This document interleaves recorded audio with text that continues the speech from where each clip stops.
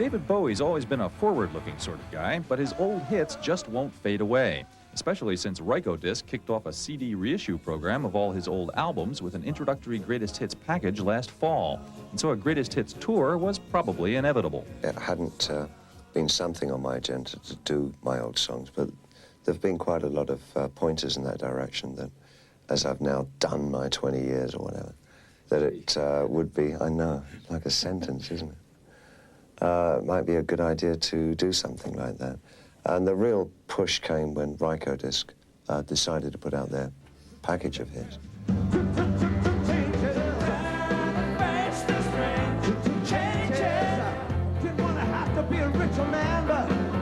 Covering 20 years of wildly varying music would require a very versatile band, so Bowie recruited his old touring partner, Adrian Belew, who also played on his 1979 Lodger album.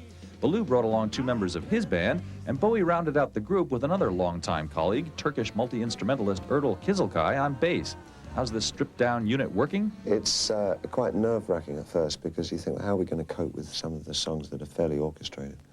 But of course, I keep forgetting about synthesizers. I mean, they can cope with so much. Hey, man, oh, here we go. Hey, man, I got a strain in my face. To add some of his trademark theatricality, Bowie brought in some more friends, the Canadian dance unit La La La Human Steps, whose director, Edward Locke, was given the job of coming up with an overall concept for the show, something we won't give away right here, but which Bowie will be happy to explain. He used a theatrical scrim, which is a very large piece of net, rather like a woman's stocking. It's very sheer and sensitive, and it comes down on the front of the stage. But because of the lighting situation, the band can be seen still through the gourds. And then on the front of the gourds, images, very large video and film images. As for the hits he's actually playing on this tour, Bowie has been getting suggestions from fans over a special 900 phone line. Funnily enough, in the first week, we got the most obscure titles.